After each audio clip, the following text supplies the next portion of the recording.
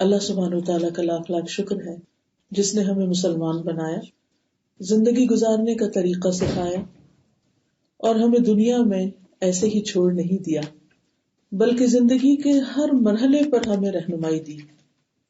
اللہ تعالیٰ نے جب انسان کو پیدا کیا، آدم علیہ السلام کو اپنے ہاتھ سے بنایا، تو اس کے بعد ان کے امتحان کے لیے انہیں کچھ عرصہ جنت میں رکھا گیا، اور اس کے ساتھ ہی ابلیس کو بھی بھیجا گیا۔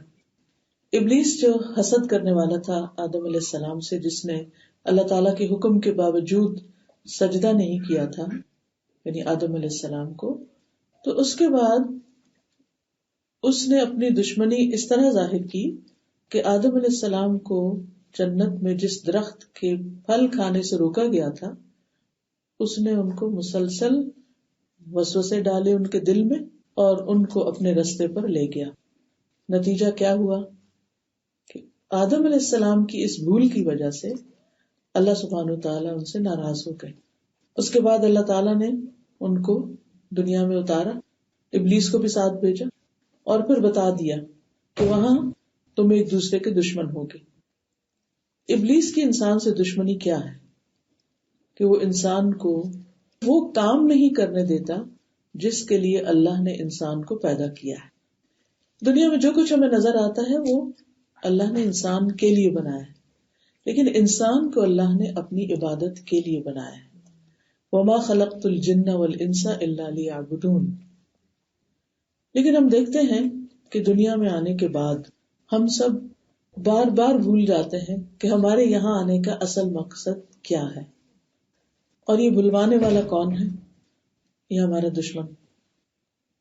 نہ صرف یہ کہ وہ بلکہ اس کی اولاد بھی اسی کام کے لیے سرگرداں ہے۔ اسی لیے ہم دیکھتے ہیں کہ ہم بہت دفعہ ایک بات کو جانتے ہوتے ہیں کہ اللہ نے ہمیں اس کام کا حکم دیا ہے، لیکن ہم پھر بھی کرتے نہیں۔ بعض اوقات ہمیں یہ پتا ہوتا ہے کہ کسی خاص کام سے اللہ سبحانہ وتعالیٰ نے منع کیا ہے، لیکن ہم پھر بھی کر جاتے ہیں اس کو۔ تو اللہ سبحانہ وتعالیٰ کی نافرمانی کرنا، چاہے وہ بھول چوک سے ہو، چاہے وہ جان بوجھ کر ہو، یہ انسان کے حق میں نقصان دہ ہے، انسان کو اس کا فائدہ نہیں۔ اور یہ نافرمانی یا گناہ انسان کے دل پر ایک بوجھ چھوڑتا ہے، کیونکہ انسان کو اللہ سبحانہ وتعالیٰ نے عبادت کے لیے پیدا کیا ہے، تو اس کو پروگرام ہی اس طرح کیا ہے کہ جب تک وہ عبادت نہ کرے وہ خوش ہو ہی نہیں سکتا۔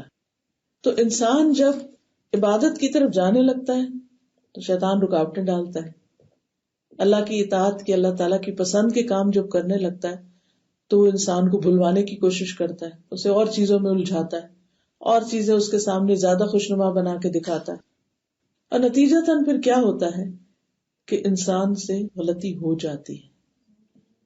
اب یہ اللہ سبحانہ تعالیٰ کی رحمت ہے کہ اس نے ہمیں یہ بتا دیا کہ اگر تم سے غلطی ہو جائے، تم بھول جاؤ، تم سے کوئی ایسا کام ہو جائے جو تمہارے رب کو پسند نہیں، تو پھر کیا کرو؟ توبہ کر لو، استغفار کر لو، رب کی طرف واپس پلٹ آؤ۔ آدم علیہ السلام بھولے، ان کی ساری اولاد بھولتی ہے۔ اس لیے ہم تمام انسان کسی نہ کسی طرح خطا، غلطی، گناہ کا شکار ہوتے ہیں۔ نبی صلی اللہ علیہ وسلم نے فرمایا، ہر انسان خطا کار ہے، ہر انسان، اور بہترین خطا کار وہ ہیں جو توبہ کرتے ہیں۔ یعنی یہ نہیں ہو سکتا کہ ہم سے غلطی نہ ہو، یہ تو ہوتا رہے گا، لیکن غلطی کرنے والوں میں سے بہترین لوگ کون ہیں کہ جو غلطی پر اصرار نہیں کرتے، غلطی پر جم نہیں جاتے، بار بار نہیں کرتے، بلکہ اسے چھوڑ کر واپس پلٹنے کی کوشش کرتے ہیں، اپنے رب کی طرف لوٹتے ہیں جس کا رب نے حکم بھی دیا ہے، وَأَنِيبُوا إِلَىٰ رَبِّكُمْ وَأَسْلِمُوا مِن قَبْلِ أَن يَأْتِيَكُمُ الْعَذَابُ ثُمَّ لَا تُنصَرُونَ۔ اپنے رب کی طرف پلٹ آؤ اور فرما بردار بن جاؤ، اطاعت گزار بن جاؤ، اس سے پہلے کہ تم پر عذاب آ جائے، پھر تم مدد نہ دیے جاؤ گے، اس سے پہلے کہ تمہاری پکڑ ہو جائے، اس سے پہلے کہ کوئی آزمائش آ جائے۔ اس سے پہلے کہ تم کسی بڑی مشکل میں پڑ جاؤ، تو جب غلطی ہو اور اس کا احساس ہو جائے تو اس کو چھوڑ دو. کوئی انسان کتنا بھی نیک کیوں نہ ہو، پیغمبروں کا معاملہ الگ ہے، لیکن عام انسانوں میں سے کوئی انسان کتنا بھی نیک کیوں نہ ہو، اس سے بھی غلطی ہوتی ہے. نبی صلی اللہ علیہ وسلم نے فرمایا، ہر مومن آدمی سے کوئی نہ کوئی ایسا گناہ سرزد ہو جاتا ہے جس کو وہ وقتاً فوقتاً کرتا رہتا ہے، یا کوئی ایسا گناہ ہوتا ہے جس کو وہ مسلسل کر لیتا ہے، یعنی اس پہ قائم رہتا ہے، وہ اس کو نہیں چھوڑتا حتیٰ کہ وہ دنیا چھوڑ جاتا ہے، یعنی موت تک وہ غلطی اس سے ریپیٹڈلی ہوتی رہتی ہے. مومن کو اس حال میں پیدا کیا گیا ہے کہ وہ فتنوں میں گھرنے والا، توبہ کرنے والا اور بھولنے والا ہوتا ہے. یعنی کسی مشکل میں پڑا، پھر اس نے توبہ کی، پھر بھول گیا، لیکن جب اسے نصیحت کی جاتی ہے تو اس نصیحت کو قبول کرتا ہے. یعنی جب اس کو ریمائنڈر دیا جاتا ہے، اسے یاد دہانی کرائی جاتی ہے، اس کو کوئی اچھی بات بتائی جاتی ہے تو وہ اسے ایکسپٹ کرتا ہے، اسے ریجیکٹ نہیں کرتا. کیونکہ اچھی بات کو یا اللہ کے حکم کو ریجیکٹ کرنا یہ ابلیس کا شیوا ہے. اس نے اللہ تعالیٰ کا حکم نہیں مانا تھا اور پھر آرگیومنٹ کی تھی کہ میں کیوں آدم کو سجدہ کروں، میں تو اس سے بہتر ہوں، مجھے تو نے آگ سے بنایا، اس کو مٹی سے بنایا، لہٰذا میں اس سے بہتر ہوں تو میں اس کے آگے نہیں جھکوں گا. اور پھر اللہ تعالیٰ جب ناراض ہوئے تو کہنے لگے فَبِمَا أَغْوَيْتَنِي، یعنی اس وجہ سے کہ تو نے مجھے یعنی بھٹکایا، تو مجھے حکم نہ دیتا تو میں اس مشکل میں نہ پڑتا. تو یہ ابلیس کا طریقہ ہوتا ہے، غلط کام کرنا، تکبر سے کرنا، دھڑلے سے کرنا، اور پھر کوئی روکے یا منع کرے یا نصیحت کرے تو اس کی نصیحت قبول نہ کرنا، اس کے ساتھ بحث مباحثہ شروع کر دینا اور اسی کو مورد الزام ٹھہرانا، بات دوسرے پہ ڈال دینا، اس کو ایکسپٹ نہ کرنا. تو گناہ کے بعد مومن اور غیر مومن کا جو بنیادی فرق ہے وہ یہی ہے کہ مومن اپنے گناہوں کو ایسے محسوس کرتا ہے جیسے وہ کسی پہاڑ کے نیچے بیٹھا ہو، یعنی اس کا بہت بوجھ لگتا ہے کہ میں نے غلط کیا ہے، اور یہ اس کے ضمیر پر ایک بوجھ ہوتا ہے اور وہ ایک پریشانی میں مبتلا ہو جاتا ہے اور وہ ڈرتا ہے کہ کہیں یہ پہاڑ میرے سر پہ نہ گر پڑے، اللہ تعالیٰ کی ناراضگی کی وجہ سے مجھ پر کوئی مصیبت نہ آ جائے. اور جو فاسق ہوتا ہے، منافق ہوتا ہے، وہ گناہوں کو مکھی کی طرح ہلکا سمجھتا ہے کہ وہ اس کے ناک کے پاس سے گزری ہے اور اس نے اپنے ہاتھ سے یوں بے پرواہی سے اشارہ کر کے ہٹا دیا، یعنی گناہ ہوا تو سو بات سبھی کرتے ہیں، یعنی اسے اپنا گناہ، اپنی غلطی محسوس ہی نہیں ہوتی. تو جس شخص کو گناہ کا احساس ہی نہ ہو، اس بات کا اس کے دل میں خیال ہی نہ آئے کہ وہ غلط کر رہا ہے، وہ توبہ تو نہیں کر سکتا، معافی تو نہیں مانگ سکتا. معافی تو وہی مانگے گا جو گناہ کے بوجھ کو محسوس کرے، اپنے دل پہ، اپنے ضمیر پہ، اپنے وجود پہ، اور وہ اس بوجھ کو اتار پھینکنا چاہتا، اس گلٹ سے باہر آنا چاہتا. تو مومن یہ جانتا ہے کہ میں تو خطا کار ہوں مگر میرا رب غفار ہے، وہ بہت زیادہ بخشنے والا ہے. وہ اپنے رب سے مایوس نہیں ہوتا، وہ بار بار غلطی کرنے کے باوجود بھی رب ہی کی طرف پلٹتا ہے اور وہ کہتا ہے کہ میں بڑا کمزور ہوں اور تو بار بار بخشنے والا ہے، میں بار بار گناہ کرنے والا. اور پھر انسان سجدے میں گر پڑتا ہے، کبھی تنہائی میں روتا ہے، کبھی اللہ کا ذکر کرتا ہے، کبھی صدقہ خیرات کرتا ہے، کسی نہ کسی طرح اگر بندوں کے حق میں کوئی غلطی ہو تو ان سے معافی مانگ لیتا ہے. تو وہ مسلسل اپنے تزکیے کی فکر میں رہتا ہے کہ یہ جو گرد مجھ پہ آ پڑی ہے، یہ جو داغ مجھے لگ گیا، مجھے اسے دھونا ہے. جیسے آپ نے دیکھا ہوگا جن لوگوں کو نہانے کی روز عادت ہو، اگر وہ کسی دن نہ نہا سکیں تو ان کی طبیعت بوجھل ہو جاتی. تو اسی طرح جن لوگوں کو اپنی غلطیوں کا احساس ہوتا ہے، اگر وہ توبہ نہ کرے یا اس کے بدلے میں پھر کوئی نیک کام نہ کرے تو ان کی طبیعت اسی طرح بوجھل ہو جاتی ہے. اور حقیقت یہ کہ اللہ سبحانہ وتعالی ہمیں توبہ کرنے کی، استغفار کرنے کی ترغیب بھی دیتے ہیں، یعنی اس کی طرف متوجہ کرتے ہیں. ابو ہریرہ سے روایت ہے، صحیح مسلم کی روایت ہے، یہ رسول اللہ صلی اللہ علیہ وسلم نے فرمایا، اس ذات کی قسم جس کے قبضہ قدرت میں میری جان ہے، اگر تم گناہ نہ کرتے تو اللہ تمہیں لے جاتا اور ایسی قوم لاتا جو گناہ کرتے، پھر اللہ سے مغفرت طلب کرتے تو اللہ ان کو معاف کر دیتا. اس سے یہ پتہ چلتا ہے کہ اللہ سبحانہ وتعالیٰ کو انسان کی کمزوری کا پتہ ہے، اور اللہ تعالیٰ بندے سے چاہتا ہی ہے کہ بندہ اس کی طرف پلٹے. وہ اس چیز سے محبت کرتا ہے اور وہ معاف کرنے سے بھی محبت کرتا ہے. یعنی جب ہم معافی مانگتے ہیں تو اس پر پریشان نہ ہو کہ اچھا پھر معافی مانگے. اللہ تعالیٰ کہیں گے کہ تم تو بار بار ہی گناہ کرتے تو تم پھر آ گئی. نہیں، ہم سمجھتے ہیں جیسے بندے ہمارے ساتھ معاملہ کرتے ہیں نا، کہ اگر کسی کے حق میں ہمارے سے کوئی غلطی ہو جائے تو ہم ایک سے دوسری دفعہ سوری کریں اسی بات پر، تو وہ ناراض ہو جاتے ہیں کہ تمہاری تو عادت یہی ہے بار بار یہی کرنا، پھر تم سوری سوری کرتے رہتے تو تمہارے اندر کوئی چینج نہیں ہے. اللہ تعالیٰ ایسے نہیں کہتے. اگر کوئی 99 قتل بھی کر چکا ہے نا اور اس کے دل میں یہ شرمندگی آ گئی ہے اور سچی ندامت آ گئی کہ نہیں بہت برا کیا میں نے، اب مجھے اپنے آپ کو تبدیل کرنا ہی کرنا ہے، اللہ تعالیٰ اس کو بھی معاف کر دے. اور یہ مشہور واقعہ ہے صحیح حدیث میں، جس میں ایک شخص نے 99 قتل کیے تھے، پھر اسے احساس ہوا کہ میں نے غلط کیا، تو وہ کسی راہب کے پاس گیا، اس سے کہا کہ میں اتنے غلط کام کر چکا ہوں، میں کیا کروں؟ کہا تمہاری توبہ نہیں ہو سکتی، تمہاری توبہ قبول نہیں ہوگی. اس نے اس کو بھی مار ڈالا. 100 پورے ہو. اب یہ 100 کا قاتل جو ہے پھر بھی توبہ کرنا چاہتا ہے تو وہ کسی اور کے پاس جاتا ہے، تو اس کو بتاتا ہے کہ دیکھو تم توبہ تب کر سکتے جب یہ جگہ چھوڑ دو جہاں تم یہ غلط کام کرتے. تو اسی وقت نیک لوگوں کی زمین کی طرف روانہ ہو جاتا ہے. تو راستے میں اس کی موت کا وقت آ جاتا ہے. عذاب کے فرشتے بھی آتے ہیں اور رحمت کے فرشتے بھی آتے ہیں اور وہ آپس میں جھگڑنے لگتے. عذاب کے فرشتے کہتے ہیں یہ اتنا گناہگار تھا ہم نے اس کی جان لے لی. رحمت کے فرشتے کہتے ہیں نہیں اس نے توبہ کر لی تھی ہم اس کی جان لیں گے، کیونکہ آخری اس کا عمل توبہ تھا. تو وہ فیصلہ نہیں کر پاتے، معاملہ اللہ کے حضور جاتا ہے. تو اللہ تعالیٰ فرماتے ہیں اچھا زمین کو ناپو. زمین کو ناپا جاتا ہے تو حکم کیا ہے کہ جس طرف فاصلہ کم ہو اس طرف کے فرشتے جان لے لیں. تو اب جس طرف وہ جا رہا تھا اس طرف کی زمین کو سکیڑ دیا گیا، اسے ایک بالشت کا فرق تھا، صرف ایک بالشت وہ کم تھی، تو رحمت کے فرشتوں نے اس کی جان لی. ہمارا رب تو اتنا مہربان ہے اور اس کو کسی کے بھی گناہ معاف کرنے میں کوئی مشکل نہیں. ہمارے دل چھوٹے ہیں، ہم کسی کو معاف نہیں کر سکتے.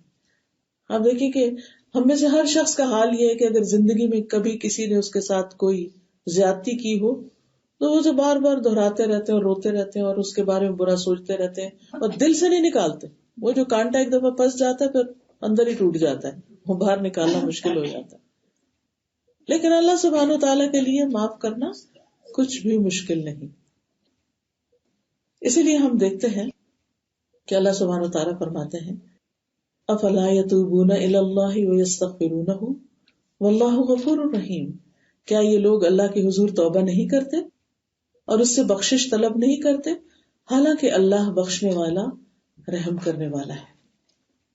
اللہ تعالیٰ خود پوچھتے ہیں کیا یہ توبہ نہیں کرتے، بخشش نہیں مانگتے؟ مطلب کیا ہے؟ انہیں چاہیے کہ یہ توبہ کر لیں، بخشش مانگ لیں. کوئی فرق نہیں پڑتا عمر کا کون سا حصہ ہے، کون سی جگہ ہے، کہاں پر ہے، اپنے اندر کے بوجھ کو نکال پھینکی، اپنے رب کی طرف رجوع کیجیے. اسی لیے ہم دیکھتے ہیں کہ انبیاء علیہ السلام اپنے رب سے استغفار کرتے ہیں حالانکہ وہ معصوم ہوتے ہیں. ابراہیم علیہ السلام کیا کہتے ہیں؟ والذی اطمع ان یغفر لی خطیئتی یوم الدین، اور وہ ذات جس سے میں توقع رکھتا ہوں کہ قیامت کے دن میری خطائیں معاف کر دے گا. انبیاء کا تو اپنا اتنا مقام ہے، اللہ سبحانہ تعالیٰ نے ان کے درجات بلند کیے اور ان کو فرمایا کہ انی جاعلک للناس اماما، میں تجھے لوگوں کا امام بنانے والا ہوں، اور انہ فی الآخرۃ لمن الصالحین کہ ابراہیم آخرت میں صالح لوگوں میں سے ہوں گے. اس کے باوجود ابراہیم علیہ السلام کا دل کیا کہتا ہے کہ میں نے اپنے رب کا حق ادا نہیں کیا. دیکھیے جس کو رب سے جتنی محبت ہوتی ہے نا، وہ بہت کچھ کرنے کے بعد بھی کیا کہتا ہے رب تیرا حق ادا نہیں ہوا، میں نے ابھی کچھ کیا نہیں. وہ سارا دن بھی سجدے میں پڑا رہے تو وہ اٹھ کے یہی کہے گا میرا دل نہیں بھرا، ابھی حق ادا نہیں ہوا. کیونکہ رب کا مقام جتنا بڑا ہے اس کے انعامات ہم پہ جتنے زیادہ ہیں، احسانات جتنے زیادہ ہیں، ہم تو اس کا حق ادا ہی نہیں کر سکتے، اور ہم دن کا اکثر حصہ اس کو بھولے رہتے ہیں، اور نماز میں بھی کھڑے ہو کے پھر اس کو بھول جاتے ہیں، کم ہی یاد کرتے ہیں اس کو۔ موسیٰ علیہ السلام نے بھی اپنے رب سے دعا مانگی، رب انی ظلمت نفسی فاغفر لی فغفر لہ انہ هو الغفور الرحیم۔ موسیٰ علیہ السلام بولے، اے میرے رب، بے شک میں نے اپنے آپ پہ ظلم کیا ہے، تو مجھے معاف کر دے۔ تو اللہ تعالیٰ نے ان کو معاف کر دیا، اور وہ بخشنے والا رحم کرنے والا ہے۔ اور وہ جب نبوت سے پہلے ان کے ہاتھ سے ایک قبطی کا قتل ہو گیا تھا، اس واقعے کی طرف اشارہ ہے۔ یونس علیہ السلام کو تو آپ سب کو پتہ ہی ہے، ان کی دعا لا الہ الا انت سبحانک انی کنت من الظالمین، اللہ تو پاک، ہم گناہگار ہیں، میں ہی ظالموں میں سے ہوں، میں نے اپنی جان پہ ظلم کیا۔ داؤد علیہ السلام کی ایک دفعہ آزمائش ہوئی، تو ان کو جب خیال آیا کہ اوہ یہ تو میں نے ٹھیک نہیں کیا، یعنی مقدمے کا جو فیصلہ انہوں نے کیا، تو ان کو خیال آیا کہ دراصل ہم نے ان کی آزمائش کی تھی، امتحان لیا تھا۔ اللہ تعالیٰ ہر ایک کا امتحان لیتا ہے، پیغمبروں کا بھی لیا۔ ابراہیم علیہ السلام کو کتنی دفعہ آزمایا، تو انہوں نے اپنے رب سے معافی مانگ لی اور رکوع میں گر گئے اور اس کی طرف خر راکعا واناب، اور اللہ کی طرف رجوع کر لیا۔ تو جتنا ہم توبہ استغفار کرتے ہیں، ہمارا دل اتنا ہی چمکتا جاتا ہے، اور جتنا وہ روشن ہوتا جاتا ہے، چمکتا جاتا ہے، اتنی ہمیں اپنی غلطیاں زیادہ نظر آنے لگتی ہیں، اپنی کوتاہیاں بھی نظر آنے لگتی ہیں، اور جب وہ نظر آتی ہیں تو پھر انسان اور زیادہ اپنے رب کی طرف رجوع کرتا ہے۔ اور ایسے لوگوں سے اللہ تعالیٰ محبت کرتے ہیں جو اواب ہوتے ہیں، جو بار بار اپنے رب کی طرف پلٹتے ہیں۔ پھر ہم دیکھتے ہیں قرآن مجید میں کہ تمام انبیاء نے اپنی اپنی قوم کو اللہ سے معافی مانگنے کی ترغیب دی۔ نوح علیہ السلام کہتے ہیں فَقُلْتُ اسْتَغْفِرُوا رَبَّكُمْ إِنَّهُ كَانَ غَفَّارًا، میں نے لوگوں سے کہا، یعنی اپنی قوم سے کہا، اپنے رب سے استغفار کرو، بے شک بہت زیادہ توبہ قبول کرنے والا ہے، وہ بہت ہی غفار ہے۔ فائدہ کیا ہوگا؟ یرسل السماء علیکم مدرارا، تم پر آسمان سے خوب بارشیں برسائے گا، وَيُمْدِدْكُمْ بِأَمْوَالٍ وَبَنِينَ وَيَجْعَلْ لَكُمْ جَنَّاتٍ وَيَجْعَلْ لَكُمْ أَنْهَارًا، کہ وہ تمہیں مال اور بیٹوں سے نوازے گا، ان سے تمہاری مدد کرے گا، تمہیں باغات عطا کرے گا، تمہارے لیے نہریں جاری کر دے گا۔ یہ وہ چیزیں ہم ڈریم کرتے ہیں جن کو دنیا میں بھی اور آخرت کے لیے بھی۔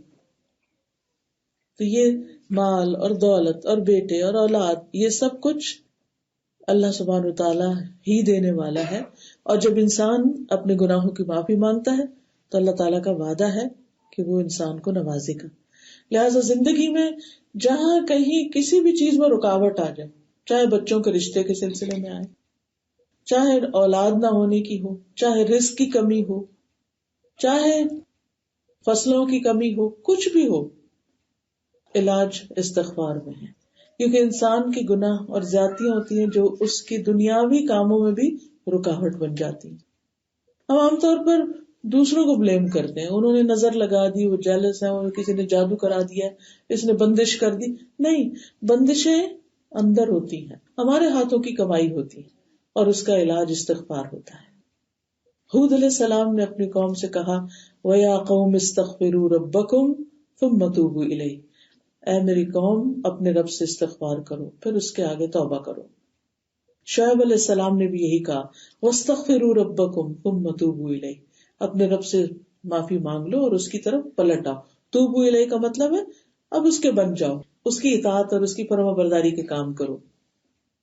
نبی صلی اللہ علیہ وسلم کو حکم دیا گیا وَاسْتَغْفِرِ اللَّهَ إِنَّ اللَّهَ كَانَ غَفُورًا رَحِيمًا، اللہ سے بخشش مانگیے، اللہ تعالیٰ یقیناً بہت بخشنے والا اور بہت مہربان ہے۔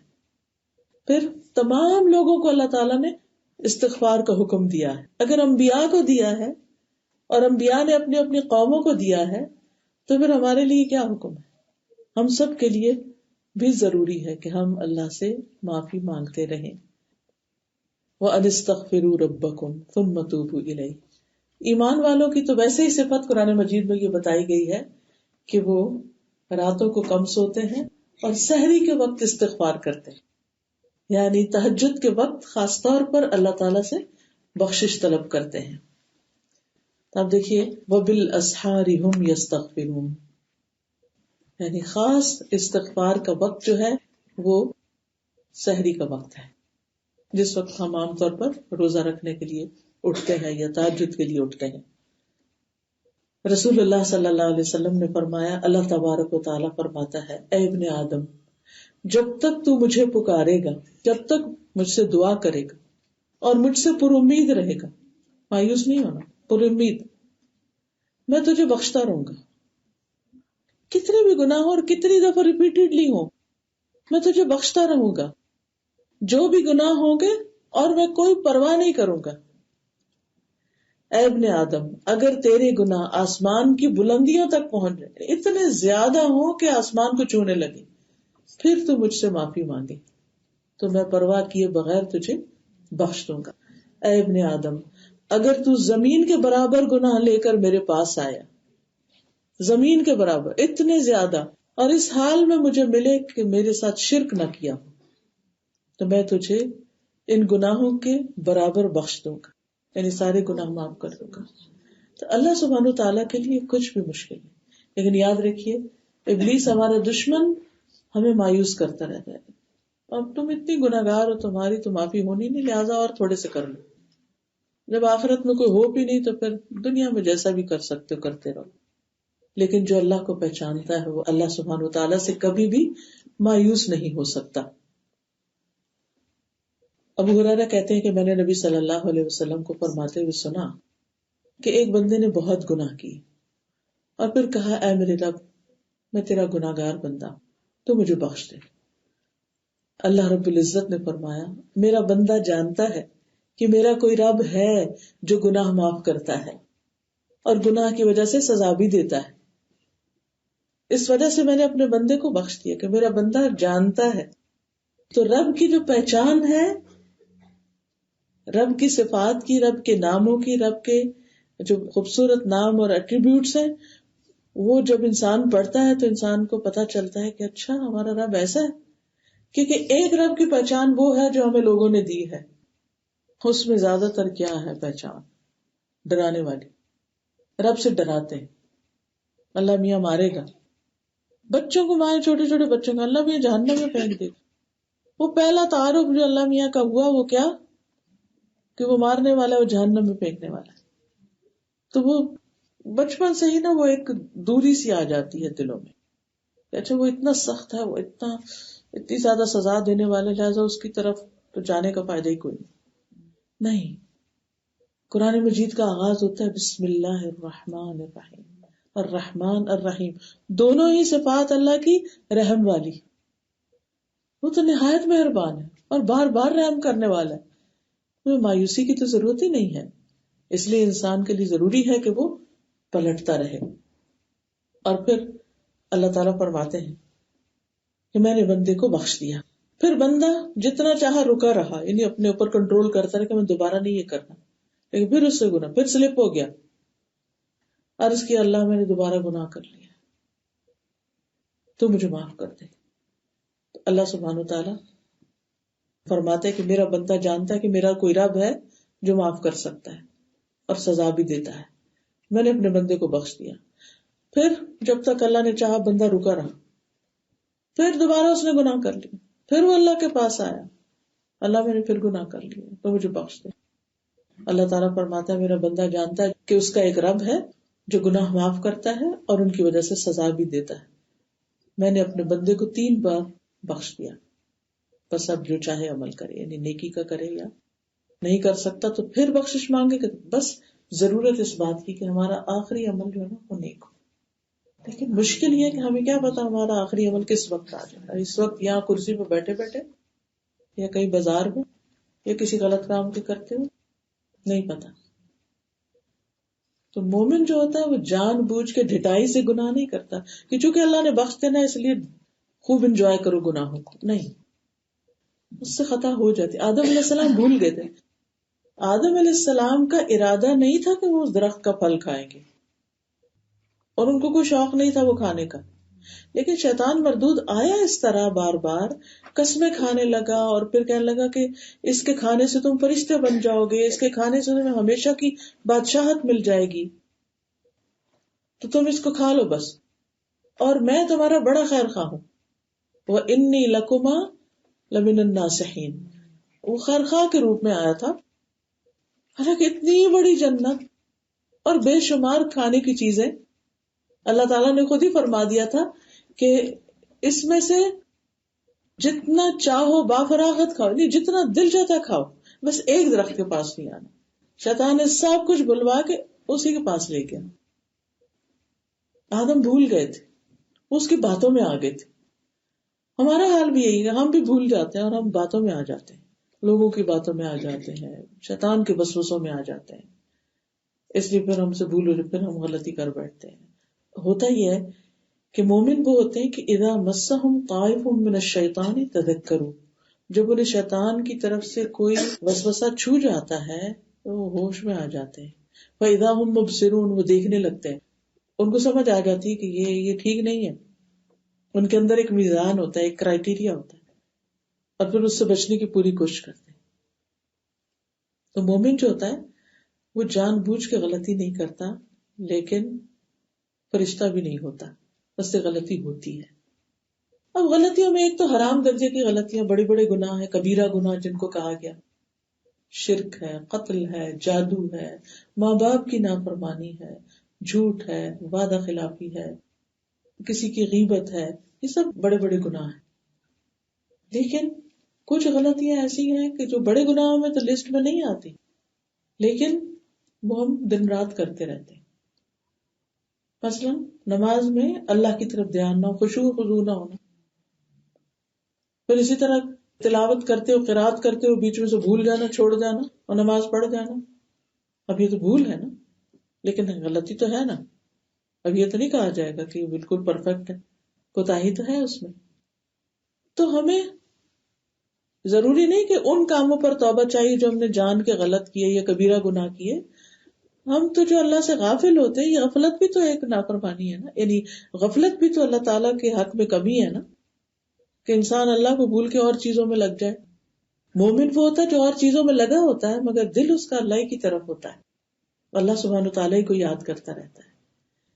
تو اس لیے ہمیں اللہ سبحانہ تعالیٰ کی طرف پلٹتے رہنا چاہیے، رجوع کرتے رہنا چاہیے۔ اللہ سبحانہ تعالیٰ بخشش مانگنے والے کے لیے وعدہ کرتے ہیں کہ میں اس کو معاف کر دوں گا۔ رسول اللہ صلی اللہ علیہ وسلم نے فرمایا، ابلیس نے اپنے رب سے کہا، مجھے تیری عزت و جلال کی قسم، فبعزتک، میں تیرے بندوں کو اس وقت تک گمراہ کروں گا جب تک ان کے جسم میں روح رہے گی۔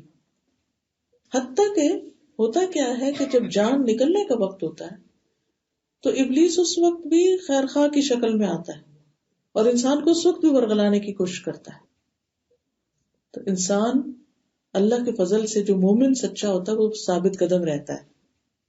اسی لیے ہمیں ایک دعا سکھائی گئی، وَأَن يَتَخَبَّطَنِيَ الشَّيْطَانُ عِندَ الْمَوْتِ، کہ اللہ مجھے اس وقت بھی محفوظ رکھنا جب موت کے وقت شیطان مجھے ورغلائے۔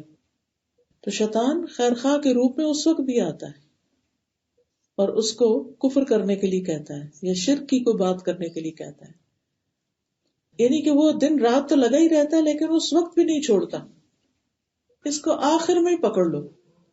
لیکن ایمان والوں کے ساتھ اللہ کیا معاملہ کرتا ہے؟ قرآن مجید میں آتا ہے، یثبت اللہ الذین آمنوا بالقول الثابت فی الحیات الدنیا وفی الآخرہ، ایمان والوں کو اللہ تعالی پکی بات کے ساتھ لا الہ الا اللہ کی برکت سے دنیا میں بھی ثابت قدمی دیتا ہے کہ وہ اللہ کے بندے بن کے رہیں، اور آخرت میں بھی، اور آخرت میں سب سے پہلا مرحلہ موت ہے، یعنی اس وقت بھی اللہ تعالیٰ اس بندے کو ثابت قدم رکھتے ہیں۔ لیکن یہ کس کو؟ جو دنیا میں ثابت قدمی اختیار کرے۔ یعنی اللہ تعالیٰ کے معاف کرنے کا مطلب یہ نہیں کہ ہم پھر اس کی راہ چھوڑ دیں اور یہ سوچتے رہے کہ اچھا آخر میں کچھ کر لیں گے۔ اب دیکھیں، اگر ساری زندگی ہم شیطان کے شاگرد بنے رہیں اور اس کی ہر بات مانتے رہیں تو پھر تو موت کے وقت بھی اس کی بات ماننا بڑی آسان ہوگی۔ تو ابھی ہم نے اس سے بیزاری کا اعلان کرنا ہے تاکہ اس وقت بھی اس سے بیزار ہوں اور اس کی بات نہ مانے، اور ہمارا انجام اچھا ہو. کیونکہ انسان کا جو یعنی اس کی اگلی زندگی ہے، اس کا انحصار اس کے انجام پر، کس چیز پر خاتمہ ہوا. اسی لیے ہمیں کوشش کرنی چاہیے کہ روز دعا کریں کہ اللہ ہمارا انجام اچھا کرنا، مرتے وقت ہمیں کلمہ نصیب کرنا، ایمان پر موت دینا، شیطان کے برگلانے میں آ کے کوئی اور باتیں نہ ہم کر رہے ہیں. تو اللہ سبحانہ و تعالیٰ نے فرمایا مجھے اپنی عزت و جلال کی قسم جب تک وہ مجھ سے معافی مانگتے رہیں گے میں انہیں معاف کرتا رہوں گا، چاہے کوئی ڈیتھ بیڈ پہ کیوں. بعض اوقات لوگ پوچھتے ہیں نا کہ اچھا اگر کسی کو آخری درجے کا کینسر ڈائگنوز ہو تو اس کو اب ڈاکٹر بتا دے کہ جتنے دن ہے تمہارے پاس، تو اس کو پتا چل جاتا ہے کہ اب میں زیادہ دن زندہ نہیں رہوں گا، تو کیا اس کی بھی معافی ہو جائے گی؟ بالکل ہو جائے گی. کیونکہ ٹھیک ہے ڈاکٹروں کا ایک اندازہ ہوتا ہے، لیکن اصل تو اللہ کو پتا نا کہ کب کس میں ہونا. کئی لوگ بالکل موت کے منہ پہ پہنچ کے زندہ ہو جاتے ہیں، کومے میں جا کے واپس آ جاتے ہیں، اور کئی کئی سال زندہ رہتے ہیں. اس لیے تو کسی کو نہیں پتا کہ آخری وقت کون سا ہے. تو چاہے کسی کی موت کا ڈاکٹر اعلان کر دیں کہ بس اب یہ چند دنوں کا مہمان ہے، تو بھی وہ یہ نہ کہے کہ میں تو ساری زندگی گناہ کیا اب کیا معافی مانگ. نہیں، اس کو بھی معافی مانگنے کے لیے کہیں کہ تم اللہ کی طرف رجوع کر لو، کیونکہ اللہ تعالیٰ اس وقت تک توبہ قبول کرتے ہیں جب تک جان حلق میں نہ آ جائے، معلوم یغرغر، غرغرہ نہ ہو جائے. تو استغفار جو ہے اس کی کچھ برکتیں ہیں اور کچھ فائدے ہیں، وہ بھی ہمیں پتا ہونا چاہیے. اس کے لیے یہ ایک کتاب ہے استغفار کی برکات، استغفار کے کیا کیا فائدے. اس کو آپ جاتے ہوئے آپ لے جا سکتے ہیں تاکہ آپ دوبارہ گھر میں بھی پڑھ کے بار بار یاد دہانی کر سکیں. کیونکہ ہوتا ہی ہے کہ لیکچر میں جب ہم بیٹھے ہوتے ہیں اس وقت تو ہمیں بات سمجھ آ جاتی ہے، لیکن بعد میں پھر بھول جاتے ہیں. تو بھولنے کا علاج کیا ہے کہ انسان کے پاس ایسی کتابیں، ایسی چیزیں گھر میں ہوں کہ جن سے یاد دہانی ہوتی رہے. نہ صرف یہ کہ خود بلکہ دوسروں کے ساتھ بھی تھوڑا تھوڑا شیئر کریں. اور اسی طرح یہ چھوٹا سا کارڈ بھی ہے استغفار کا، کہیں لگا دے تو پھر چلتے پھرتے بھی بندہ استغفار کرتا ہے. نبی صلی اللہ علیہ وسلم دن میں 70 سے 100 بار استغفار کرتے تھے. اگر اللہ کے رسول صلی اللہ علیہ وسلم جن کے اگلے پچھلے سب گناہ معاف تھے وہ اتنی دفعہ استغفار کرتے، ہمیں یقیناً اس سے پھر زیادہ ہی کرنا چاہیے، ہمیں زیادہ ضرورت ہے. تو استغفار کا فائدہ کیا ہے؟ سب سے پہلا فائدہ تو یہی کہ انسان کو گناہوں کی معافی مل جاتی ہے. وَقُلْتُ اسْتَغْفِرُوا رَبَّكُمْ إِنَّهُ كَانَ غَفَّارًا. ابو ہریرہ سے مروی ہے رسول اللہ صلی اللہ علیہ وسلم نے فرمایا اللہ تبارک و تعالی ہر رات کو آسمان دنیا پر آتے ہیں. یعنی یہ کیوں بتایا گیا؟ تاکہ انسان کو قرب کا احساس ہو.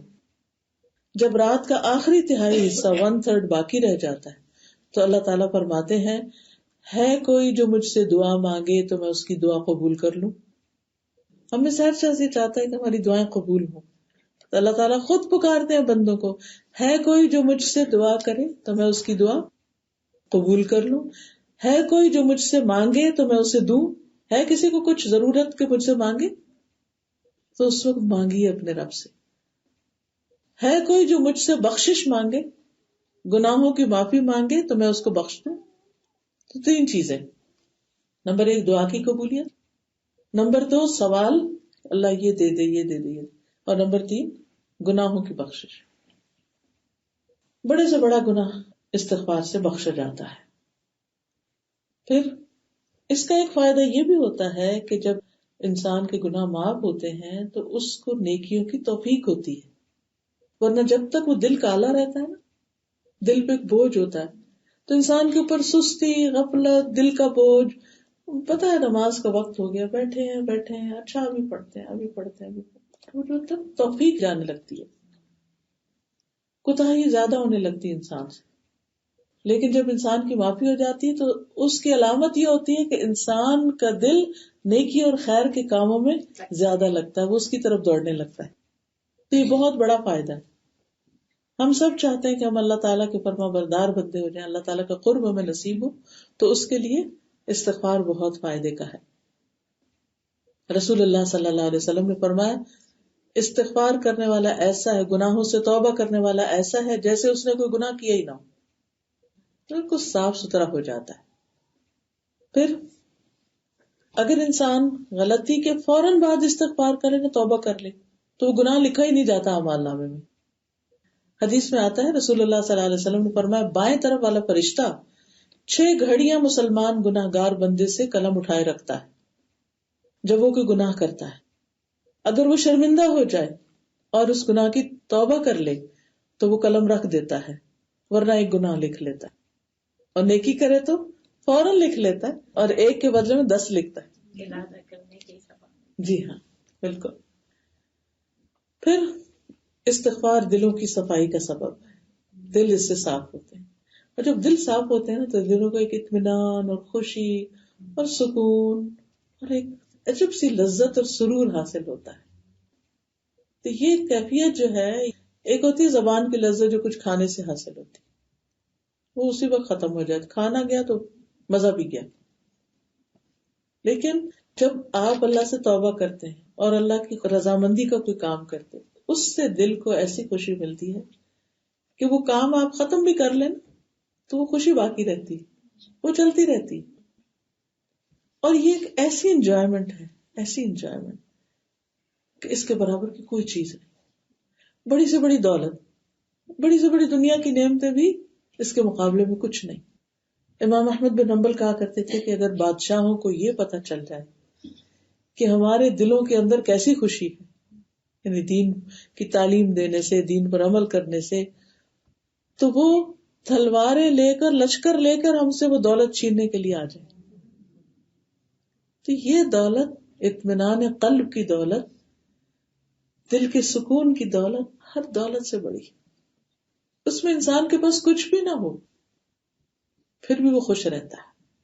کوئی چیز آئے تب بھی خوش کہ اللہ کا شکر ہے، دی چلی جائے تو بھی اللہ کی رضا اور تقدیر پہ راضی، اللہ کے فیصلوں پہ راضی، ہر حال میں مطمئن رہتا ہے.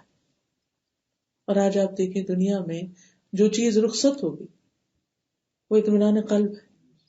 دلوں کی اداسی، پریشانی اور بے چینی، گناہوں کا بوجھ، اسے اتار پھینکنے کی ضرورت ہے. اور پھر ایک اور بہت بڑا فائدہ کیا ہے کہ اللہ سبحانہ وتعالی برائیوں کو نیکیوں میں بدل دیتے ہیں. سورۃ الفرقان کی آیت نہایت خوبصورت ہے، الا من تاب وآمن وعمل عملا صالحا فاولئک یبدل اللہ سیئاتہم حسنات وکان اللہ غفورا رحیما. سوائے ان لوگوں کے جو توبہ کر لیں اور ایمان لائیں اور نیک کام کریں، ایسے لوگوں کے گناہوں کو اللہ تعالیٰ نیکیوں سے بدل دیتا ہے. یعنی وہ جو اعمال نامے میں برائیاں لکھی ہوئی تھی نا، توبہ کے بعد وہ نیکیوں کی طرف منتقل کر دیتے، برائیاں بھی نیکیاں بن جاتی. اس سے بڑا انعام اور کیا چاہیے انسان. اللہ بخشنے والا اور مہربان ہے. جب قیامت کے دن وہ برائیاں جو نیکیوں میں بدلے گی نا، تو بندہ کہے گا اچھا میرا وہ ایک اور بھی گناہ تھا، وہ کدھر ہے، یعنی جس میں نے توبہ کی تھی، تاکہ وہ بھی میں اپنی حسنات میں دیکھوں. سوچئے اس سے زیادہ اللہ سے بڑھ کے کوئی مہربان نہیں ہو سکتا کہ جو انسان کی زیادتیوں، کمیوں، کوتاہیوں کو بھی اس کی نیکیاں لکھ دے، صرف استغفار کی وجہ سے، اعتراف کی وجہ سے. اصل میں سب سے مشکل کام یہی ہے کہ انسان کہ I was wrong، میری غلطی تھی، میں نے غلط کیا. کیونکہ ہم میں سے اکثریت تو پھر غلطی کر کے اس کو غلطی مانتے بھی نہیں. وہ کہتے نہیں جو ہم کر رہے ہیں وہ بالکل ٹھیک ہے، حالانکہ قرآن و سنت کی روشنی میں وہ صحیح نہیں ہوتا. دوسرا بڑا فائدہ یہ ہے استغفار کا کہ دنیا کی برکتیں ملتی ہیں انسان کو، دنیاوی برکتیں. دنیا میں انسان پر خوشحالی آتی ہے. اللہ تعالیٰ فرماتے ہیں لولا تستغفرون اللہ لعلکم ترحمون، تم اللہ سے بخشش کیوں نہیں مانگتے تاکہ تم پہ رحم کیا جائے. جہاں بھی انسان کی زندگی میں تنگی آ جائے وہاں انسان کو چاہیے کہ اللہ سبحانہ وتعالیٰ کے حضور ایسا کام کرے کہ اللہ کی رحمت آئے. اللہ کی رحمت حاصل کرنے کے اور بھی بہت سے ذریعے، مثلاً ان میں سے ایک یہ کہ انسان انسانوں پر رحم کرے، جو بھی کوئی زمین میں، صرف انسان نہیں ساری مخلوق پر. حدیث میں آتا ہے ارحموا من فی الارض یرحمکم من فی السماء، تم ان پہ رحم کرو جو زمین میں ہے، تم پر وہ رحم کرے گا جو آسمان میں ہے. یعنی اللہ سبحانہ وتعالیٰ تمہارے ساتھ مہربانی کا معاملہ کرے گا. تو جب اللہ کی رحمت آ جائے، اس کی مہربانی ہو جائے، تو پھر کیا ہوگا؟ ساری مشکلات آسان ہو جائیں گی. اسی طرح درود شریف کا پڑھنا، انسان ایک دفعہ درود پڑھتا ہے تو اس پر 10 رحمتیں آتی ہیں. ٹھیک ہے. اسی طرح استغفار کا کرنا. دوسرا فائدہ استغفار کا، معافی مانگنے کا، اللہ کی محبت حاصل ہوتی ہے. ان اللہ یحب التوابین ویحب المتطہرین. بے شک اللہ تعالیٰ محبت رکھتا ہے ان لوگوں سے جو خوب توبہ کرتے ہیں اور جو خوب پاک صاف رہتے ہیں. متطہر وہ ہوتا ہے جو جسمانی طور پر اپنی صفائی ستھرائی کا اہتمام کرے، اور تواب وہ ہوتا ہے جو اپنی روحانی صفائی کرتا رہے توبہ استغفار کر کے. پھر اسی طرح کامیابی کا ملنا. اللہ تعالیٰ فرماتے ہیں وَتُوبُوا إِلَى اللَّهِ جَمِيعًا أَيُّهَا الْمُؤْمِنُونَ لَعَلَّكُمْ تُفْلِحُونَ. اور تم سب مومنو اللہ سے توبہ کرو تاکہ تم فلاح پاؤ، کامیاب ہو جاؤ. پھر اچھا سامان زندگی ملنا، دنیا کی نعمتوں کا ملنا. سورۃ ہود میں آتا ہے وَأَنِ اسْتَغْفِرُوا رَبَّكُمْ ثُمَّ تُوبُوا إِلَيْهِ يُمَتِّعْكُمْ مَتَاعًا حَسَنًا إِلَىٰ أَجَلٍ مُّسَمًّى وَيُؤْتِ كُلَّ ذِي فَضْلٍ فَضْلَهُ. اور یہ کہ تم لوگ اپنے رب سے اپنے گناہ معاف کراؤ، پھر اس کی طرف متوجہ رہو تو وہ تم کو ایک مقرر وقت تک، یعنی جو تمہاری زندگی کا وقت ہے، اچھا سامان زندگی دے گا، اور ہر زیادہ عمل کرنے والے کو زیادہ ثواب دے گا. جو جتنی زیادہ توبہ استغفار کرے گا اور زیادہ نعمتیں پائے گا. رزق، مال، اولاد میں اضافے کا باعث، جیسے میں نے پہلے عرض کیا، بارشوں کا نازل ہونا، جسمانی طاقت کا حاصل ہونا. اس میں آپ دیکھیے اللہ تعالیٰ فرماتے ہیں سورۃ ہود میں ہی وَيَا قَوْمِ اسْتَغْفِرُوا رَبَّكُمْ ثُمَّ تُوبُوا إِلَيْهِ يُرْسِلِ السَّمَاءَ عَلَيْكُمْ مِدْرَارًا وَيَزِدْكُمْ قُوَّةً إِلَىٰ قُوَّتِكُمْ وَلَا تَتَوَلَّوْا مُجْرِمِينَ. اے میری قوم اپنے رب سے بخشش مانگو اور پھر اس کی طرف پلٹ آؤ، وہ تم پر بادل بھیجے گا جو خوب برسنے والا ہوگا، اور تمہیں تمہاری قوت کے ساتھ، طاقت کے ساتھ اور طاقت میں اضافہ کرے گا، اور مجرم بنتے ہوئے منہ نہ موڑو. آپ دیکھیے کہ بعض اوقات انسان بڑا ہیلپ لیس اپنے آپ کو پاتا ہے کہ میں ویک ہوں، میں کچھ کر نہیں سکتا. کبھی فزیکلی، یعنی فزیکل ویکنس محسوس ہوتی ہے، کبھی انسان ویسے ہی بے بسی سی محسوس ہوتی ہے کہ میرے ہاتھ میں کچھ نہیں، میں کچھ کر نہیں سکتا، اس معاملے میں کچھ نہیں کر سکتا، یہاں سے تو میں بالکل عاجز آ گیا. نہیں، استغفار شروع کریں، اللہ تعالیٰ راہیں سجائے گا کہ اس مشکل پہ کیسے قابو پانا ہے، اس پتھر کو کیسے ہٹانا ہے، اور یہ استغفار کے ذریعے ہوتا ہے.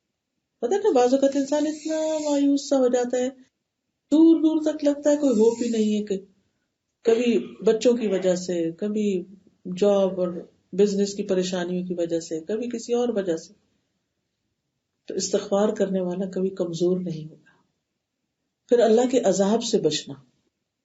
اللہ سبحانہ و تعالیٰ بندوں کو دنیا میں اپنی طرف واپس اپنے مقصد کی طرف پلٹانے کے لیے وقتاً فوقتاً ان پہ تکلیفیں، آزمائشیں بھیجتے ہیں تاکہ بندے بھولے نہ رہیں.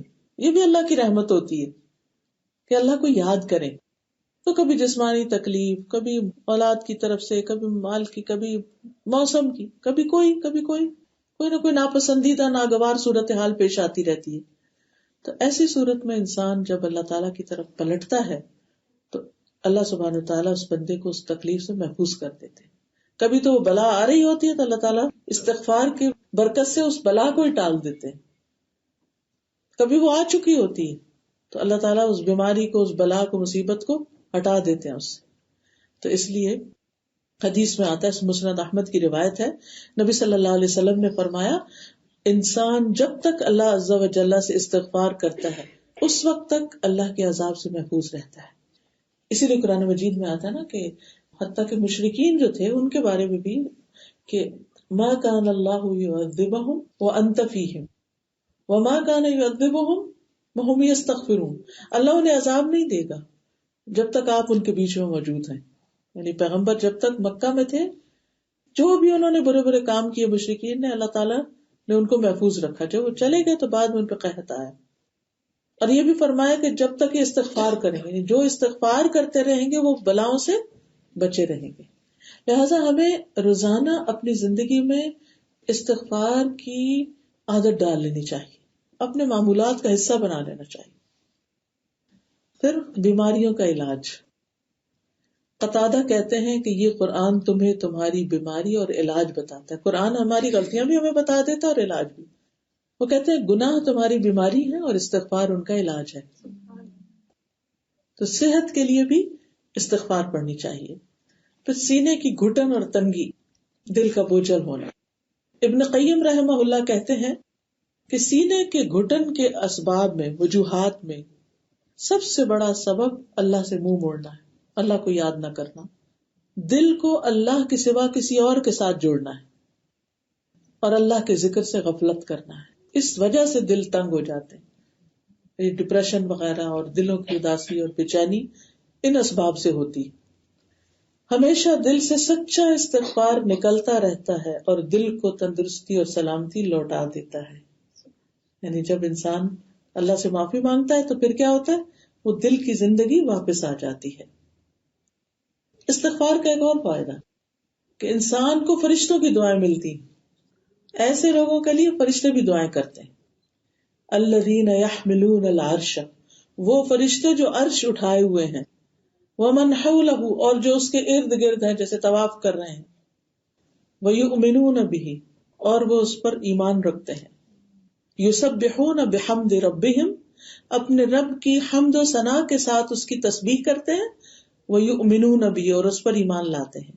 ویستغفرون للذین آمنوا، اور وہ ایمان والوں کے لیے استغفار کرتے ہیں. سبحان اللہ، فرشتے مومنوں کے لیے استغفار کرتے ہیں.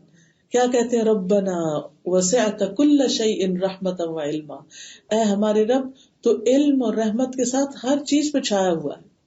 فاغفر للذین تابوا، تو ان لوگوں کو بخش دے توبہ کرتے ہیں، توبہ کرنے والوں کو معاف کر دے. واتبعوا سبیلک، اور تیرے رستے پہ چلتے ہیں، اس کی پیروی کرتے ہیں. وقہم عذاب الجحیم، ان سب کو جہنم کے عذاب سے نجات ہے. استغفار کا تیسرا بڑا فائدہ آخرت کا فائدہ ہے. نامہ اعمال سے خوشی ملنے کا باعث ہوگا استغفار. رسول اللہ صلی اللہ علیہ وسلم نے فرمایا، جو شخص یہ پسند کرتا ہے کہ اس کا نامہ اعمال اسے خوش کر دے، یعنی قیامت کے دن اپنی بک آف ڈیڈز دیکھے تو خوش ہو جائے، اسے چاہیے کہ کثرت سے استغفار کرے. تو وہ پھر استغفار ان ساری چیزوں مٹا دے گا نا جو خراب ہے، تو اچھی چیزیں باقی رہ جائیں. صاف ستھرا خوبصورت اعمال نامہ. عبداللہ بن بسر کہتے ہیں نبی صلی اللہ علیہ وسلم نے فرمایا، مبارک ہو اس کو جو نامہ اعمال میں اپنے کثرت سے استغفار پائے. جس سے پتہ چلتا ہے کہ دل میں کتنی زیادہ استغفار کی ضرورت ہے. پھر یہ جنت میں داخلے کا ذریعہ ہے استغفار.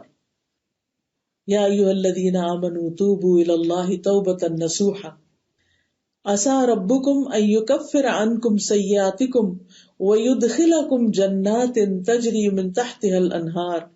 اے ایمان والو، اللہ سے توبہ کرو، خالص توبہ، سچی توبہ کا مطلب کیا کہ انسان اللہ سے وعدہ کرے اب نہیں کروں گا یہ، لیکن پھر بھول ہو جائے، سلپ ہو جائے تو اور بات ہے، لیکن اس کی دل میں سچی نیت ہو کہ اللہ تو مجھے معاف کر دے، اب میں آئندہ نہیں ایسے کروں گا. جیسے موسیٰ علیہ السلام نے ایک دن معافی مانگی تو اگلے دن وہ شخص جس نے پچھلے دن گناہ کرایا تھا وہ پھر کھڑا تھا، تو اس نے کہا کہ میرا تیرا کوئی لین دین نہیں، یعنی کہ مجھے اس مشکل میں تو نے ڈالا، یعنی میں اب آج کے بعد یہ نہیں کروں گا. انہوں نے وعدہ بھی کیا اللہ سے کہ لن اکون ظہیرا للمجرمین، میں کسی مجرم کا مددگار نہیں بنوں گا. تو سچی توبہ جو کرے اس کے لیے کیا ہے؟ اس کے لیے وعدہ ہے کہ اللہ تعالیٰ اسے ایسے باغوں میں داخل کرے گا جن کے نیچے نہریں بہ رہی ہوں گی. بیوٹیفل منظر. پھر جہنم سے بچنے کا ذریعہ. رسول اللہ صلی اللہ علیہ وسلم نے فرمایا، اے عورتوں کے گروہ، صدقہ کرتی رہا کرو اور کثرت سے استغفار کیا کرو، کیونکہ میں نے دوزخ میں جانے والوں میں سے زیادہ تر عورتوں کو دیکھا. ان میں سے ایک عقل مند عورت نے کہا، اے اللہ کے رسول، اس کی وجہ کیا ہے؟ آپ نے فرمایا، تم لعنت کثرت سے کرتے اور اپنے خامند کی ناشکری کرتے. تو یہ دو چیزیں ایسی ہیں کہ جو عورتوں کے لیے ناپسندیدہ ہے. اب سوال یہ پیدا ہوتا ہے کہ استغفار کے مواقع کیا ہیں؟ کہاں کب توبہ کرنی چاہیے، استغفار کرنا چاہیے، کس وقت استغفار کی جائے؟ نمبر 1، برائی کرتے ہی استغفار، غلطی ہوگی ساتھ ہی توبہ، پھسلیں فوراً ہی اڑ جائیں.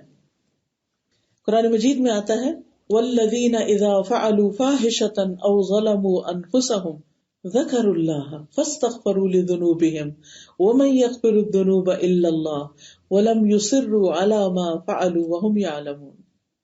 ایسے لوگوں سے جب کوئی برا کام ہوتا ہے یا اپنے اوپر ظلم کر بیٹھتے ہیں تو فوراً انہیں اللہ یاد آ جاتا ہے اور وہ اپنے گناہوں کی معافی مانگنے لگتے ہیں.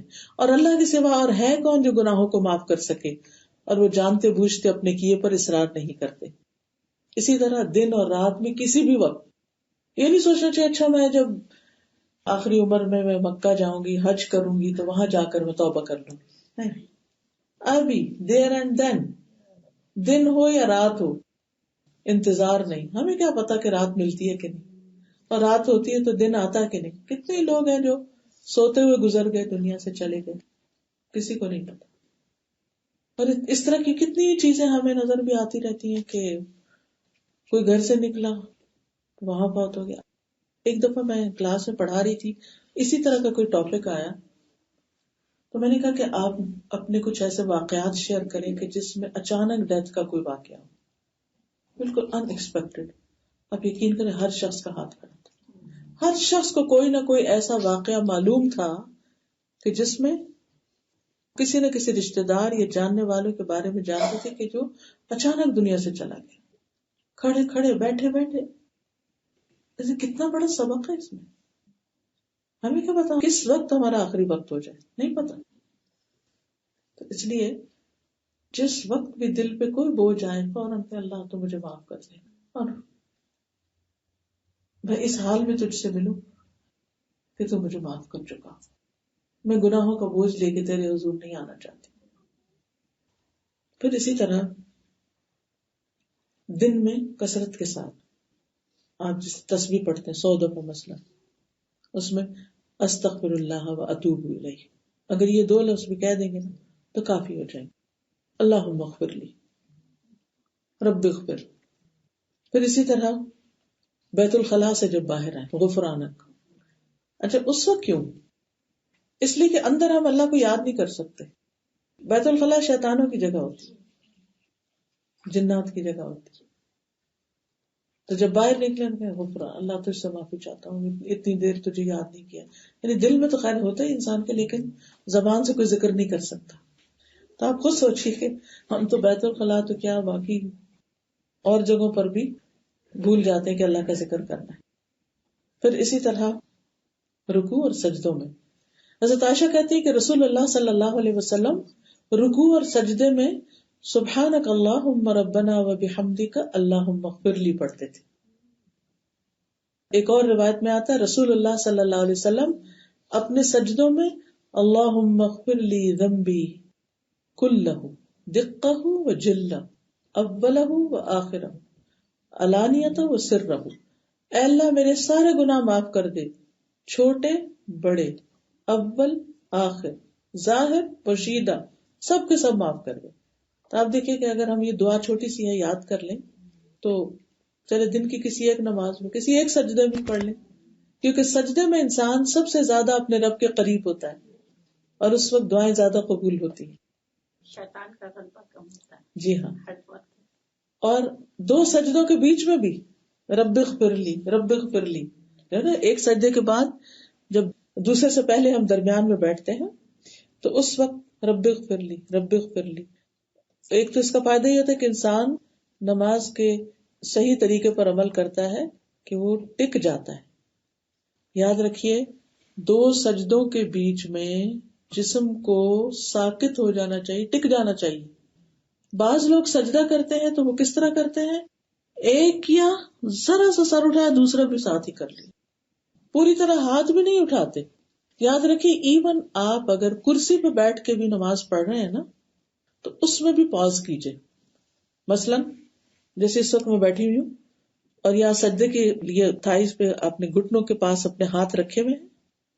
ایک سجدے میں آپ جاتے ہیں پھر اپنا ہاتھ ذرا سا اوپر اٹھائیے، پیچھے ٹک جائیے، پھر دوسری دفعہ پھر دوبارہ سجدے میں ہاتھ اٹھانے کا مطلب نہیں کہ سارے یہاں تک اٹھا لیں، نہیں، ذرا سا آگے پیچھے کر لیں. لیکن یہ نہیں کہ آپ نے گھٹنوں کو پکڑا ہوا ایک دفعہ گئے اور جھومتے ہوئے دوبارہ چلے گئے. دس از رانگ. نبی صلی اللہ علیہ وسلم نے فرمایا کہ یہ منافق کی نماز ہوتی ہے جس میں وہ زمین پہ اس طرح ٹھونگے مارتا ہے جیسے مرغا دانا چننے کے لیے ٹھونگے مار رہا ہوتا ہے. تو سجدے میں بھی ٹک جائیے، سجدے کے بعد اٹھ کے بیٹھ کے ٹک کے دوبارہ سجدہ کیجیے. حرکت میں 2 سجدے نہیں ہوتے، وہ ایک ہی شمار ہوتا ہے پھر. ٹھیک ہے. ایک اور روایت میں آتا ہے کہ آپ 2 سجدوں کے درمیان اتنا بیٹھتے جتنی دیر سجدہ کرتے. سبحان اللہ. آپ دیکھیے ہم نے تو اتنا پیشنس ہی نہیں ہے، لیکن نبی صلی اللہ علیہ وسلم خصوصاً جب آپ اپنے نوافل پڑھ رہے ہیں تو ایک سجدہ کیا، پھر بیٹھ کے استغفار کیجیے، رب اغفر لی رب اغفر لی رب اغفر لی، کچھ دفعہ کہہ لیجیے، پھر دوبارہ سجدے میں چلے جائیے، پھر اللہ کی بخشش. دیکھیے کہ کس موقع پر ہمیں استغفار سکھائی گئی. اس وقت نہ کوئی سورۃ فاتحہ پڑھنی ہے، نہ قرآن پڑھنا ہے، کچھ نہیں پڑھنا، بس اپنی معافی مانگنی، اللہ کی تسبیح کرنی. اور 5واں کلمہ بھی استغفار کا، استغفر اللہ رب من کل ذنب. جی ہاں.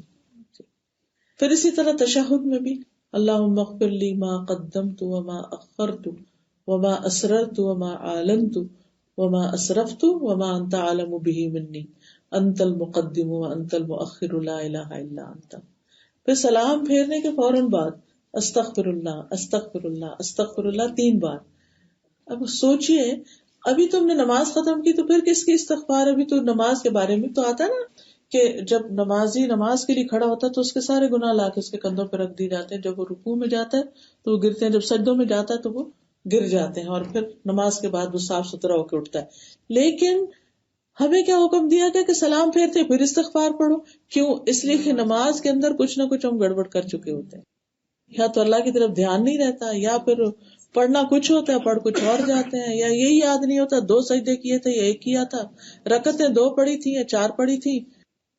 ہر ایک کے ساتھ یہ مسئلہ ہے، کوئی بھی اس سے بچا ہوا نہیں، نیک ہو بد ہو سب کے ساتھ یہ مسئلہ ہے. تو پھر اس کا علاج کیا ہے؟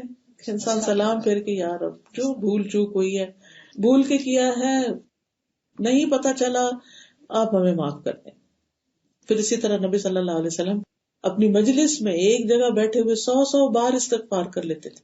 اچھا یہ صحابہ گنتے تھے تو وہ کیسے پھر پتا چلتا تھا؟ جب آپ ذرا سا اونچی آواز استغفر اللہ، یعنی رب اغفر لی وتب علی انک انت التواب الرحیم، آپ یہ دعا پڑھا کرتے تھے. ابن عمر کہتے ہیں کہ ہم آپ کی مجلس میں اس کو گنا کرتے تھے کہ 100 دفعہ پڑھ لیتے تھے آپ بیٹھے بیٹھے. پھر اسی طرح ابن عمر کہتے ہیں ایک دفعہ میں آپ کے پاس بیٹھا ہوا تو میں نے آپ کو 100 بار یہ کہتے ہوئے سنا اللہم اغفر لی ورحمنی وتب علی انک انت التواب الرحیم. اور یاد ہے نبی صلی اللہ علیہ وسلم نے جب مکہ فتح کر لیا، نبوت کا کام مکمل ہو گیا، ساری زندگی نبوت والی زبردست اسٹرگل میں گزاری، اور پھر جب سب کچھ کر لیا تو آخری حکم کیا ہے؟ اذا جاء نصر اللہ والفتح ورأیت الناس يدخلون فی دین اللہ افواجا. پہلے تو ایک ایک آتے تھے نا، اب فوجوں کی فوجیں، ڈیلیگیشن پر ڈیلیگیشن آ رہا ہے اور مسلمان ہو رہا ہے. اب آپ کا کام کیا رہ گیا ہے؟ سبح بحمد ربک واستغفر. یعنی انسان کہے کہ اب تو میں اتنی نیکیاں کما چکا ہوں تو اب نہیں. جب کوئی کام مکمل، نماز مکمل ہو تو استغفار ہے، تو کوئی بھی کام مکمل ہو تو انسان اللہ سے معافی مانگے، یا رب جو میری ہمت توفیق تھی میں نے کیا، باقی جہاں غلطی کمی کوتاہی ہوئی تو مجھے معاف کر دے. پھر اسی طرح حج کے موقع پر ثم افیدوا من حیث افاض الناس واستغفر اللہ. پھر وہاں سے لوٹو جہاں سے لوگ لوٹتے ہیں، یعنی عرفات جا کے، عرفات سے واپس آ کے کیا کرو؟ واستغفر اللہ. ابھی تو یعنی کہ عرفات میں تو سارے اگلے پچھلے گناہ معاف ہو گئے، ہاں وہ ہو گئے، لیکن پھر بھی راستے میں ہم کچھ نہ کچھ پر کر جاتے. آپ نے دیکھا ہوگا کہ جس وقت بسیں نکل رہی ہوتی ہیں اور لوگ پیدل چل رہے ہوتے ہیں، آؤٹ آف پیشنس کچھ نہ کچھ ہو جاتا ہے. تو حل کیا ہے؟ پھر استغفار کرو، کیونکہ اللہ سبحانہ وتعالی توبہ قبول کرنے والا بہت مہربان ہے. پھر کچھ اعمال ایسے ہیں جن کے کرنے سے انسان کے گناہ معاف ہوتے ہیں. اس میں سب سے پہلے کسی شخص کا مسلمان ہونا، اس کی پچھلی ساری زندگی کے گناہ معاف ہو جاتے ہیں. یعنی کہ جو کانورٹس ہوتے ہیں، یہ ریورٹس ہوتے ہیں، وہ جس دن لا الہ الا اللہ پڑھتے ہیں تو ایسے ہوتے ہیں جیسے ماں کے پیٹ سے کوئی پیدا ہوا. پھر اچھی طرح وضو کرنا، یہ وضو میں تمام مل کے دھو کے اچھی طرح کرے انسان، اور پھر 2 نفل اگر ایسے پڑھے کہ جس میں اور کوئی خیال نہ سوچے تو اس شخص کے اگلے پچھلے سارے گناہ معاف ہو جاتے ہیں. پھر اسی طرح فرض نماز، آپ نے وہ مثال دی نا کہ کسی شخص کے دروازے پر نہر ہو اور وہ دن میں 5 دفعہ اس سے نہائے تو کیا ہوگا؟ کوئی میل کچیل نہیں رہے. تو 5 نمازیں انسان کے گناہوں کی معافی کا ذریعہ بنتی ہیں. جمعے کی نماز،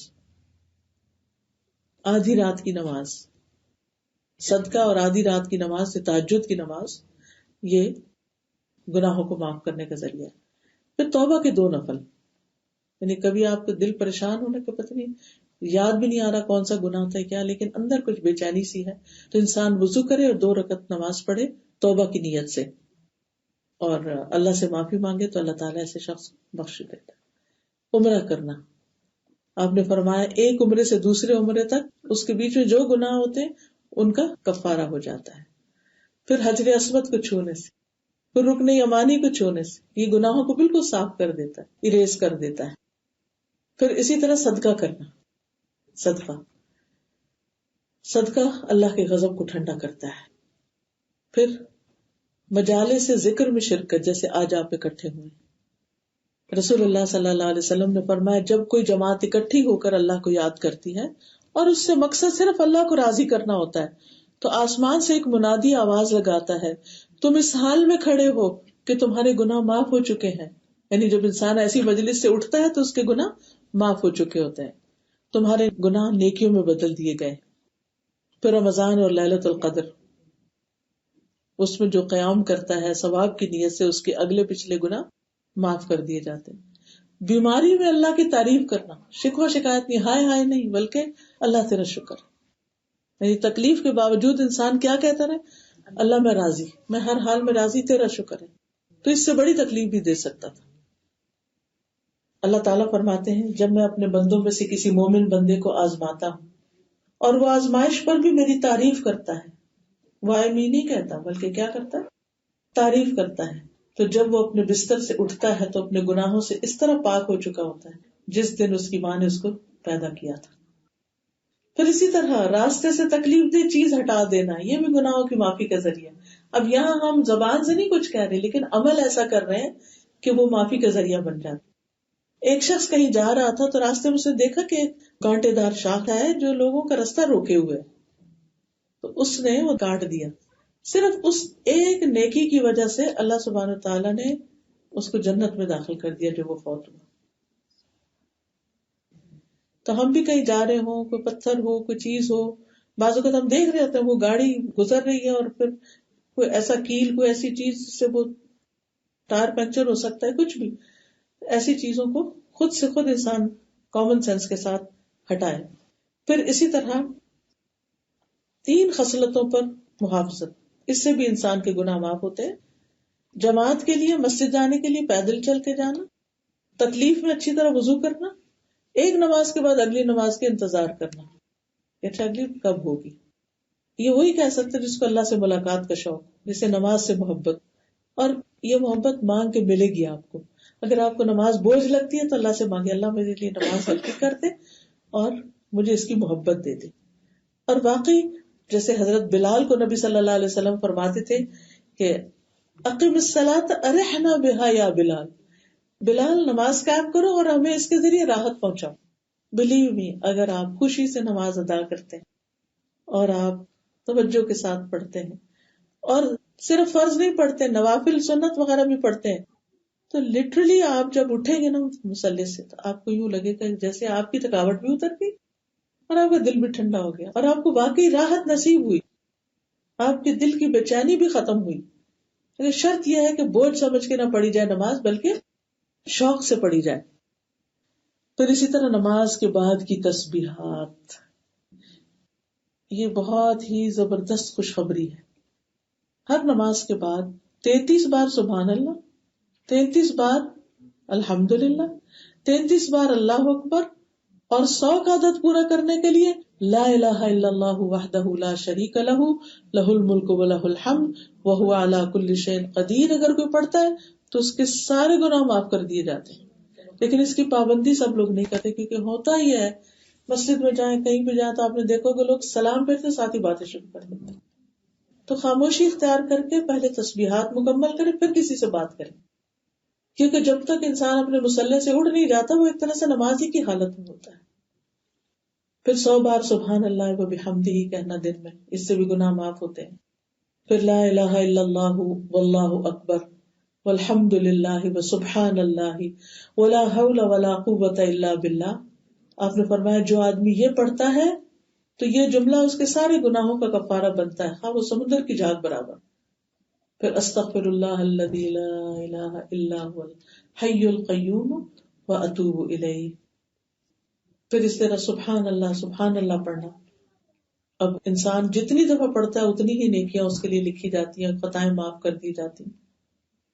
پھر اسی طرح ہمیں صرف اپنے لیے نہیں استغفار کرنی چاہیے، سارے مومن بہن بھائیوں کے لیے کرنی چاہیے، اور خاص طور پر جو فوت ہو چکے، جو دنیا سے جا چکے ہوں، چاہے ہمارے والدین ہوں، چاہے اولاد، شوہر ہو، بچے ہوں، ایکسٹینڈڈ فیملی ہو، رشتے دار، کوئی بھی. خصوصاً اگر والدین میں سے کوئی فوت ہو گیا تو روزانہ کوشش کریں کہ ایک دفعہ ان کے لیے بخشش کی خاص دعا کریں. اللہم اغفر لہ وارحمہ وعافہ واعف عنہ واکرم نزلہ ووسع مدخلہ واغسلہ بالماء والثلج والبرد ونقہ من الخطایا کما ینقی الثوب الابیض من الدنس.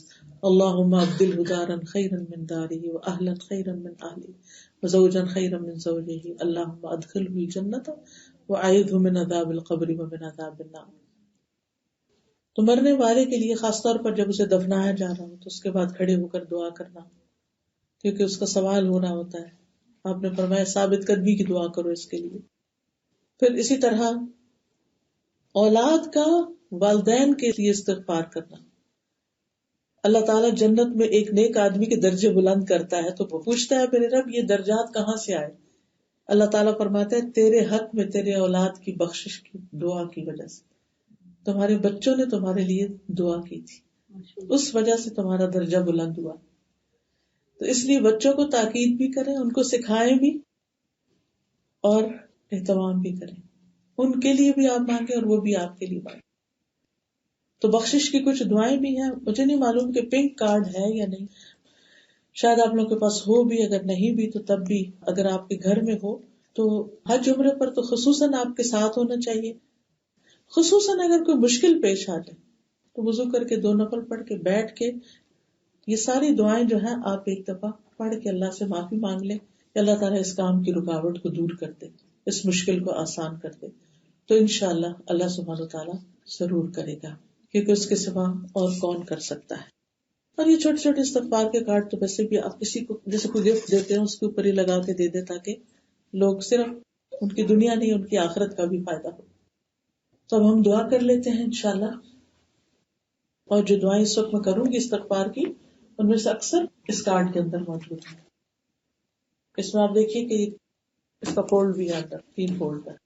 اس میں ہم نے یہ کیا کہ قرآن مجید سے اور اوتھینٹک حدیثوں سے جو استغفار کے ڈفرنٹ الفاظ تھے ان کو اس میں جمع کر دیا، تاکہ ہر شخص کے لیے ڈھونڈنا اور کتابوں میں دیکھنا وہ مشکل ہوتا ہے.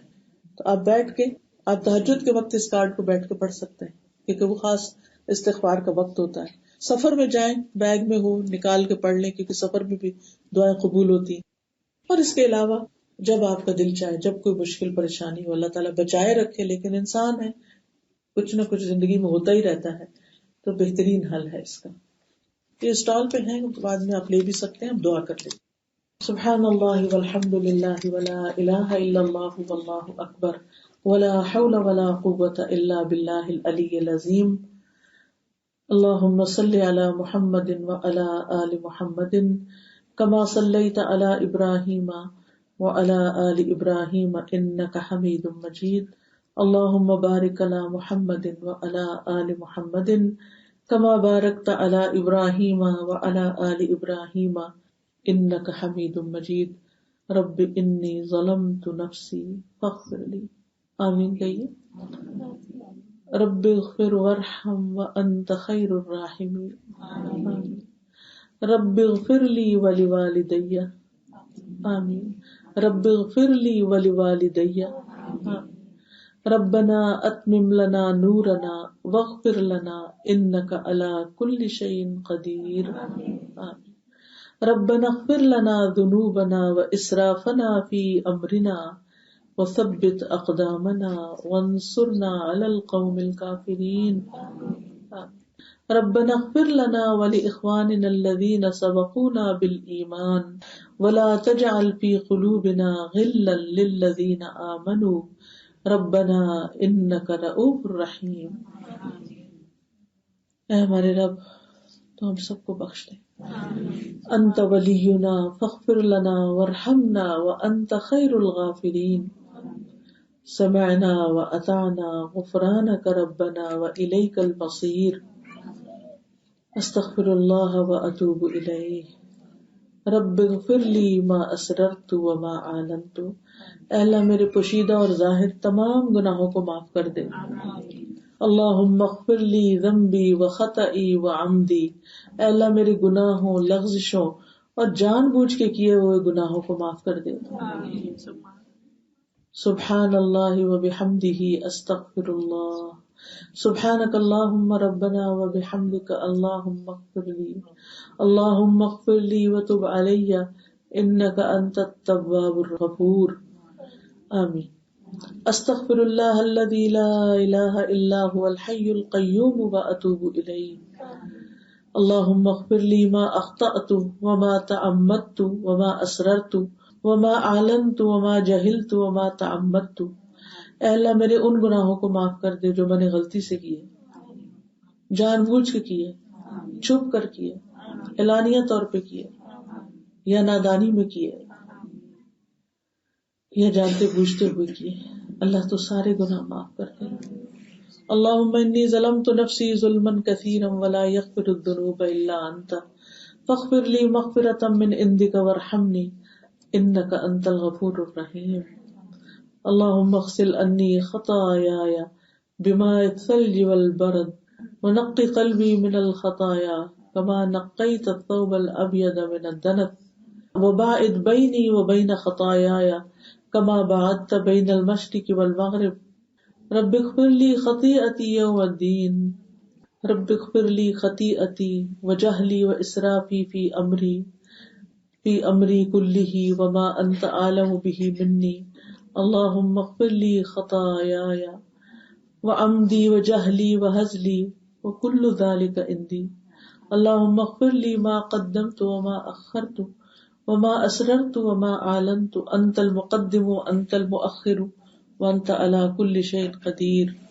اللہم انت ربی لا الہ الا انت خلقتنی وانا عبدک وانا على عہدک ووعدک ما استطعت اعوذ بک من شر ما صنعت ابوء لک بنعمتک علی وابوء بذنبی فاغفر لی فانہ لا یغفر الذنوب الا انت. یا اللہ تو اس استغفار کی بدولت ہمیں دنیا اور آخرت کی ساری بلائیاں نصیب فرما. اللہ جتنی بھی بہنیں آئی ہیں سب کو وافر حلال رزق عطا فرما، حرام سے بچا، سب کی اولادوں میں برکت پیدا کرتے ہیں، انہیں سچا پکا نیک مومن مسلم بنا. یا اللہ جو بھی بیمار ہیں انہیں صحت عطا فرما. جس کسی کام میں کسی کی کوئی رکاوٹ آئی ہوئی اللہ اس کی رکاوٹیں دور کر دے. یا رب العالمین تو ہمارے گناہوں کو معاف کر دے. اللہ ہمیں اپنی محبت نصیب فرما. یا حی یا قیوم برحمتک استغیث. یا اللہ سب بہنوں کے دلوں میں جو دعائیں ہیں اللہ ان کو قبول فرما. اب اپنی اپنی دعا مانگ لیجئے دل میں. یا اللہ ربنا تقبل منا انك انت السميع العليم وتب علينا انك انت التواب الرحيم وصلى الله تعالى على خير خلقه محمد وعلى آله واصحابه واهل بيته اجمعين برحمتك يا ارحم الراحمين.